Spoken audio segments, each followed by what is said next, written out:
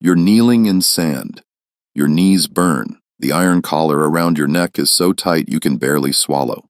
The chain connects you to 11 other women. You can hear them breathing, some crying, one praying in a language you don't recognize. A man's shadow blocks the sun, relief from the heat for half a second. Then hands grab your jaw, force your mouth open. Fingers press against your teeth, your gums, the back of your throat. You gag. He doesn't stop. He checks your tongue for disease, examines your eyes, pulls down your lip like you're a horse at auction, because that's exactly what you are now. 12 days ago, you were the daughter of a village chief in the Sahel. 12 days ago, you had a mother who called your name every morning. She's dead now. You watched it happen, and you kept walking because the men with swords made it clear. Stop moving. Join her. In Arabic, they have a word for what you've become. Jariya. It means slave girl, but that translation is too clean, too soft. It hides what the word really means. What it really means is, your body is merchandise now. Your future is whatever a buyer decides to do with it. Your past no longer exists. The man examining you steps back, nods to another man holding a leather pouch. Coins change hands. You've just been sold for the third time this month. Music. In the place they're taking you, historians would spend centuries trying to pretend it never existed. This is the Arab slave trade. 14 million Africans. Hayata 300 years.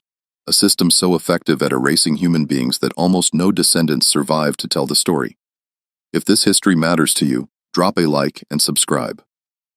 Crown and Dagger doesn't hide from the stories the world tried to bury. You know about the Atlantic slave trade, ships, chains, plantations in America. 12 million Africans transported across the ocean over 400 years. That history has museums, monuments, movies. Children learn about it in school. Politicians give speeches about it. But there was another slave trade, older, longer, and by some measures, even larger. The Arab slave trade began in the 7th century, shortly after the rise of Islam and the Arab conquests that spread across North Africa. It didn't end until the 20th century. Music. Saudi Arabia officially abolished slavery in 1962, Mauritania in 1981. These aren't dates from ancient history. These are dates your grandparents remember. There are people alive today who were born into societies where this trade still operated legally. Between 650 AD and 1900 AD, somewhere between 14 and 17 million Africans were taken from their homes and transported to the Middle East, North Africa, and the Arabian Peninsula. Some historians argue the true number is even higher because records were inconsistent and countless deaths went undocumented. More people over a longer period through routes that stretched across 3 continents. Yet almost no one talks about it. Why? Because this slave trade was designed to leave no trace. And it succeeded. In America today, there are 45 million people of African descent, living proof of what happened. Their existence keeps the memory alive. Their struggles for equality ensure the history is never forgotten. In the Middle East, after 300 years of importing millions of Africans, almost nothing. Small communities in Yemen, scattered populations in southern Iraq, a few thousand Afro-Arabs in Morocco, tiny remnants where there should be millions. Where did 14 million people go? The answer is the darkest part of this story. The men were castrated. This is not theory. This is documented across hundreds of primary sources spanning multiple centuries. Arab slave traders systematically castrated African males at rates between 80 and 90%. The procedure was performed at specific points along the trade routes. Egyptian monasteries became notorious for it. Coptic Christian monks, music, developed techniques that slightly improved survival rates. Slightly. For every man who survived castration, somewhere between 3 and 5 died from blood loss, infection, or shock. Some sources suggest even higher mortality. Think about that math. If a trader needed 100 living eunuchs to sell at market, music, he might start with 400 or 500 men. The rest died screaming in the sand. The economics were brutal but logical. Castrated slaves couldn't reproduce, couldn't form families, couldn't create communities that might grow strong enough to resist, couldn't leave descendants who might one day demand freedom. They worked, they aged, they died, and they were replaced with fresh captives from the next raid. Generation after generation for 300 years, but the women served a different function entirely. They were kept intact, kept fertile, kept specifically because of what their bodies could produce. And what happened to them is a story that historical records tell only in careful euphemisms, in silences between words, in details that writers of the time considered too indelicate to describe directly. The machine required constant feeding. Arab merchants weren't raiders themselves. They were businessmen, music, operating sophisticated commercial networks that spanned continents. They didn't attack villages personally. Instead, they created economic, music systems that incentivized Africans to capture and sell each other. Guns flowed into the continent. European firearms traded through Arab middlemen. Textiles, luxury goods, salt, which was precious in sub-Saharan regions, and in exchange for these goods, human beings. The kingdom of Dahomey and what is now Benin became one of the major suppliers. The kingdom's economy grew dependent on annual slave raids against neighboring peoples. The Sultanate of Zanzibar controlled the East African trade routes. The Fung Sultanate of Sudan dominated the Nile corridor. Various Tuareg groups controlled trans-Saharan routes. African kingdoms waged war on their neighbors, not for territory, but for human merchandise. Captured survivors were marched to collection points and sold to Arab traders. The cycle fed itself endlessly. More guns meant more successful raids. More raids meant more captives. More captives meant more purchasing power. More purchasing power meant more guns. A machine that fed on human misery and grew stronger with every life it consumed. Villages were attacked at dawn when resistance was weakest. Warriors surrounded settlements while people slept. The assault was sudden and overwhelming. Men who resisted were killed immediately. Men who surrendered were evaluated on the spot. Age, health, strength. Young, strong men were separated for castration and sale. Older men with no market value were frequently killed where they stood. But the women faced different calculations entirely.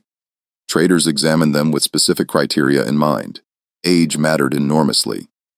Girls too young would require years of feeding before becoming useful. Women too old had diminished value. The ideal range was roughly 13 to 25 years old.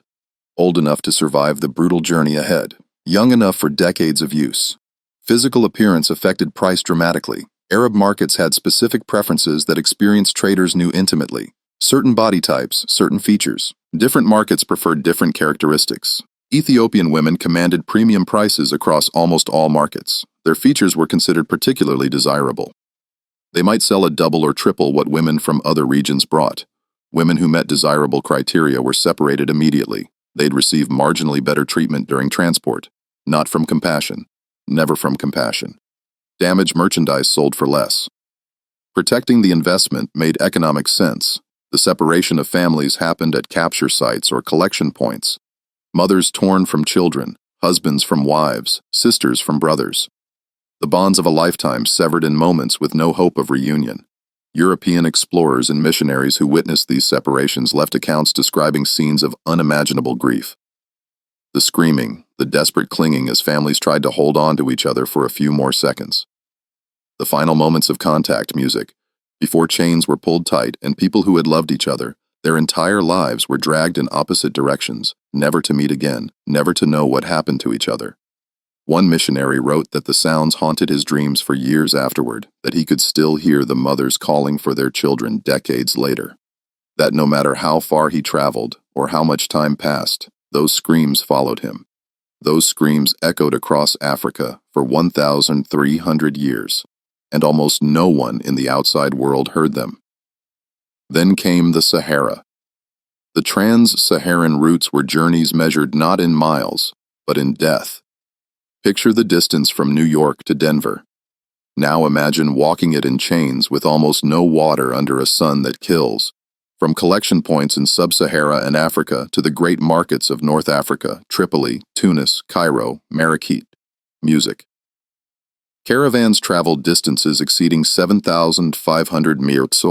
Some routes stretched over 2,000 miles. The journey took 2 to 3 months under optimal conditions. Conditions were never optimal. The Sahara is the largest hot desert on Earth.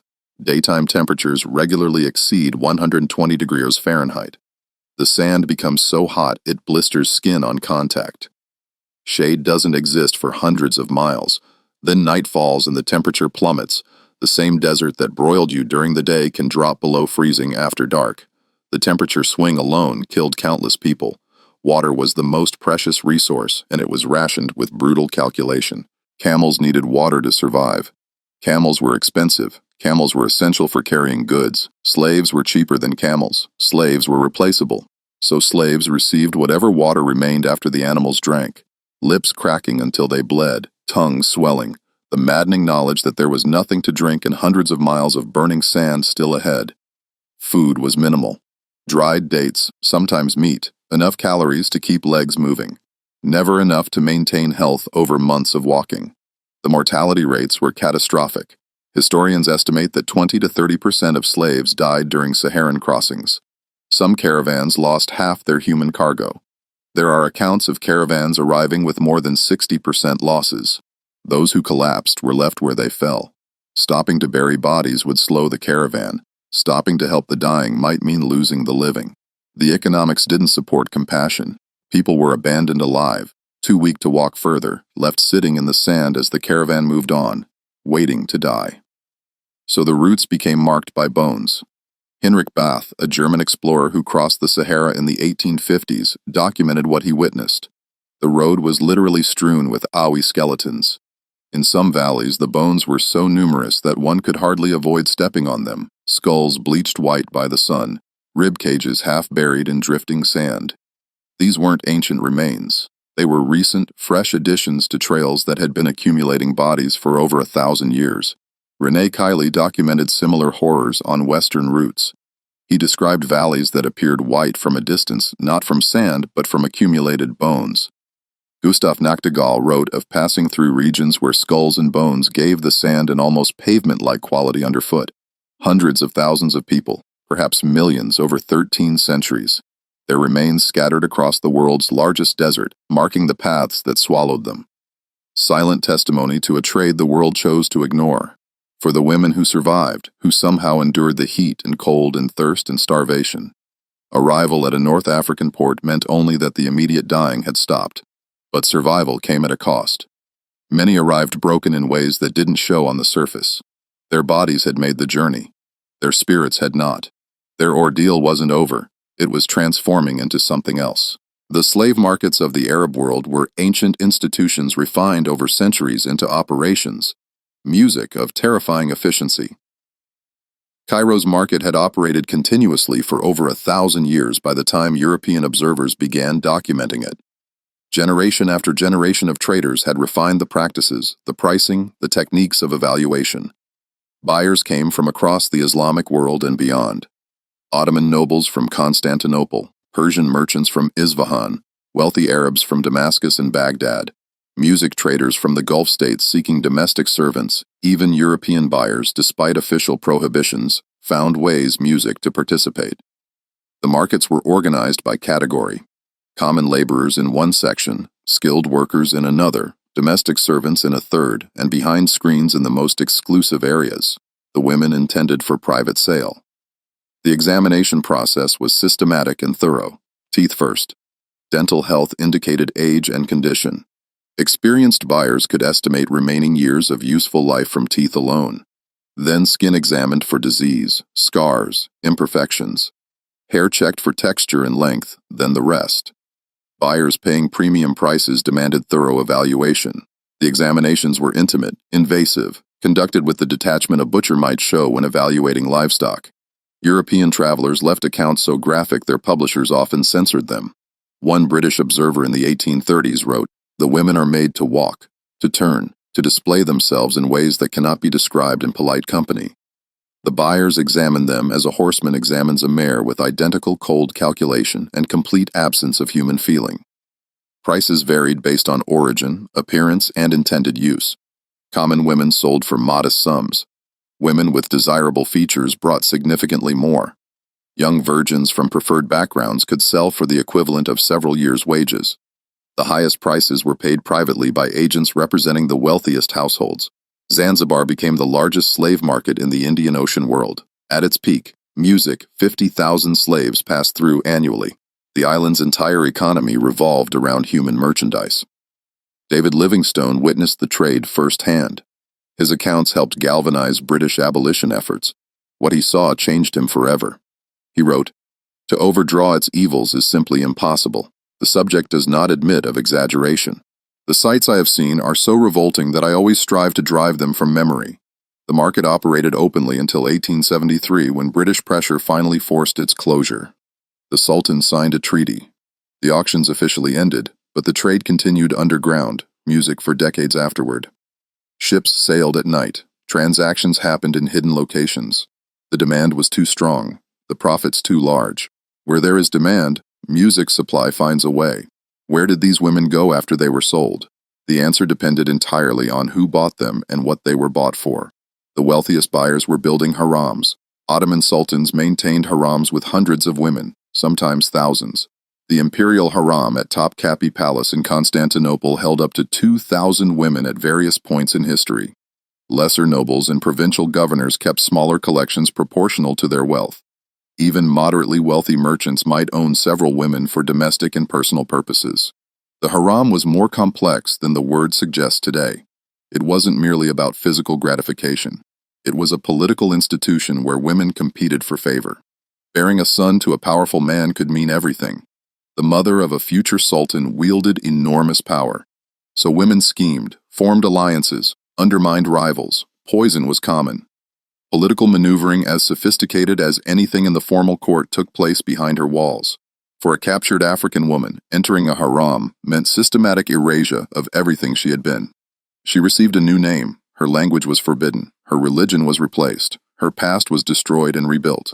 Trainers taught her new customs, behaviors, expectations, how to walk, how to serve, what was permitted and punished. Eventually nothing remained of who she had been. The person her family loved was gone, replaced by someone created to serve her owners. Some women navigated this successfully. Music. A rare few achieved genuine power. Kosum Sultan dominated Ottoman politics for decades. She began life as a slave girl captured from a small Greek village. Hurrem Sultan became the legal wife of Selim the Magnificent, an almost unheard-of achievement for a former slave. But these were exceptions so extraordinary that history recorded their names precisely because they were unusual. For every Kosum, thousands lived and died anonymous, used until no longer useful, then discarded. Women sold to less wealthy buyers faced different circumstances. Many became domestic servants with additional obligations. They cooked, cleaned, raised children, and submitted whenever their owner desired. There was no concept of consent, no option to refuse. Islamic law technically provided some protections for slave women who became mothers. A slave who bore her master's child, music, was called Walad, mother of a child. She couldn't be sold afterward. Her child was born legally free. When her master died, she would gain her freedom.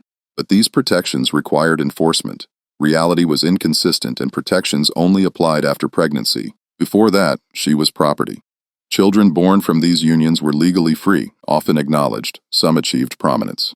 Multiple sultans were sons of slave mothers, but the mothers remained slaves unless explicitly freed. Whatever intimacy occurred was compelled, not chosen.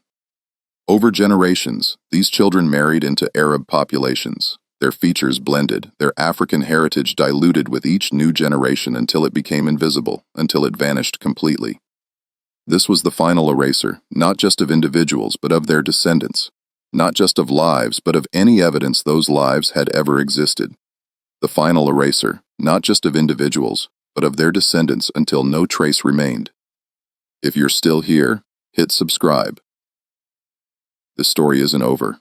The Arab slave trade didn't end with a dramatic abolition. There was no Emancipation Proclamation, no civil war fought over it, no moment when the world rose up and declared it finished. Instead, it faded slowly, reluctantly. Music under external pressure, rather than internal moral awakening. British naval power gradually closed East African routes in the late 1800s. The Royal Navy actively hunted slave ships.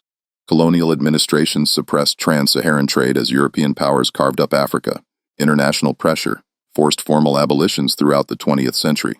But the legacy isn't monuments or memorials. The legacy is absence. In the Middle East today, there are virtually no descendants of the 14 million taken there. The men were castrated. The women's children were absorbed into Arab populations, their heritage diluted until it disappeared. The victims vanished so completely that most people don't know they existed. No movies have been made about them. No holidays commemorate their suffering. No politicians give speeches in their memory. Music. In 2020, archaeologists in Libya discovered a mass grave, hundreds of remains. Analysis revealed they were sub-Saharan Africans who died in the 18th or 19th century, almost certainly slaves who never finished the crossing, who collapsed and were left behind while the caravan moved on. They had no names in any record, no descendants to claim them, no one anywhere in the world who remembered they had music ever lived, no grave markers, no memorials, no one to mourn them, just bones in the desert, silent evidence of a tragedy the world chose to forget. The Atlantic slave trade left 45 million descendants, music, who ensure history is never forgotten. The Arab slave trade left silence, nothing but silence. 14 million people erased so completely that we don't have their names. The woman in the market, the one whose teeth were examined, whose body was evaluated, whose humanity was stripped away one inspection at a time. We will never know what she was called before they took her name, the name her mother gave her, the name her village, music, knew her by. She might have ended up in a Cairo here competing with dozens of other women for scraps of attention from a man who owned her. She might have ended up in a Baghdad household cooking and cleaning and submitting whenever called. She might have ended up in a palace in Istanbul, forgotten in a corner when her youth faded.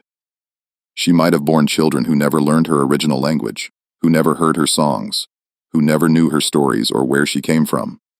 She might have died in the desert, her bones joining millions of others, marking the roots that civilization has tried to forget. What we know is that she existed.